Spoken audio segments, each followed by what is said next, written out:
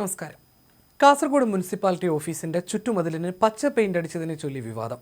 പച്ച പെയിന്റ് അടിച്ചതിന് പിന്നിൽ മുസ്ലിം ലീഗിന്റെ വർഗീയ നിലപാടാണെന്നും ഇത് പാകിസ്ഥാനാണോ എന്നുമുള്ള CPM കാസർഗോഡ് ജില്ലാ കമ്മിറ്റി അംഗം മുഹമ്മദ് ഹനീഫയുടെ വിമർശനമാണ് വിവാദമായിരിക്കുന്നത്.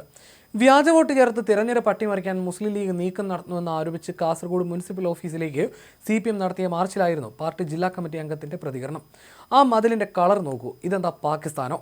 പച്ച പെയിന്റ് അടിച്ച ഏതെങ്കിലും മതിൽ കേരളത്തിൽ നിങ്ങൾ കണ്ടിട്ടുണ്ടോ? ഇത് അവരുടെ അപ്രമാദിത്യമാണ്.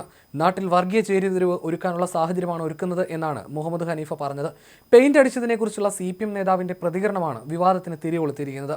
ലീഗിന്റെ അപ്രമാദിത്വവും നാട്ടിൽ വർഗീയ ചേരിതിരിവ് ഉണ്ടാക്കാനുള്ള ശ്രമമാണ് പച്ച പെയിന്റ് അടിച്ചതിന് പിന്നിലെന്നായിരുന്നു മുഹമ്മദ് ഹനീഫയുടെ പരാമർശം. തദ്ദേശ സ്വയംഭരണ സ്ഥാപനങ്ങളിൽ 70% ഭരിക്കുന്നത് CPM ആണ്. എന്നാൽ ഒരു മതിലിനും ചുവപ്പ് പെയിന്റ് അടിച്ചിട്ടില്ലെന്ന് മുഹമ്മദ് ഹനീഫ പറഞ്ഞു.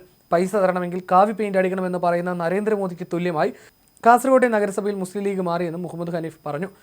ഈ കേരളത്തിനകത്ത് തദ്ദേശ സ്വയംഭരണ സ്ഥാപനങ്ങളിൽ 70% ഭരിക്കുന്നത് CPMന്റെ പ്രതിനിധികളാണ്. എന്നിട്ട് ഏതെങ്കിലും ഒരു പഞ്ചായത്ത് ഓഫീസിന് ചുവന്ന പെയിന്റ് അടിച്ച് നിങ്ങൾ കണ്ടിട്ടുണ്ടോ? കേരളത്തിന് പൈസ തരണമെങ്കിൽ നിങ്ങൾ കാവി കളർ അടിക്കണമെന്ന് പറയുന്ന തരത്തിൽ നരേന്ദ്രമോദിക്ക് തുല്യക്കാരായി നഗരസഭയിലെ മുസ്ലിം ലീഗുകാർ മാറുകയാണ് എന്നായിരുന്നു മുഹമ്മദ് ഹനീഫയുടെ വാക്കുകൾ. മുനിസിപ്പാലിറ്റിയുടെ വോട്ടർ പട്ടികയിൽ ക്രമക്കേട് നടന്നതായി ആരോപിച്ച് CPM നടത്തിയ പ്രതിഷേധ പരിപാടിയിലായിരുന്നു നേതാവിന്റെ വിവാദ പരാമർശം. തദ്ദേശ തെരഞ്ഞെടുപ്പിന് മുന്നോടിയായി വീണ്ടും വോട്ട് ചേർക്കാൻ നൽകിയ അവസരം മുതലെടുത്ത് വ്യാജ വോട്ടർമാരെ തിരികെ കയറ്റാൻ മുസ്ലിം ലീഗ് ശ്രമിച്ചെന്നാരോപിച്ചായിരുന്നു CPMന്റെ നേതൃത്വത്തിൽ മുനിസിപ്പൽ ഓഫീസിലേക്ക് പ്രതിഷേധ മാർച്ച് നടത്തിയത്. തെരഞ്ഞെടുപ്പ് അട്ടിമറിക്കുക എന്ന ലക്ഷ്യത്തോടെ നടത്തിയ നീക്കമാണെന്നും ഇതേക്കുറിച്ച് വിശദമായ അന്വേഷണം നടത്തണമെന്നും ആവശ്യപ്പെട്ട് മുഹമ്മദ് ഹനീഫ കളക്ടർക്ക് പരാതി നൽകിയിട്ടുണ്ട്.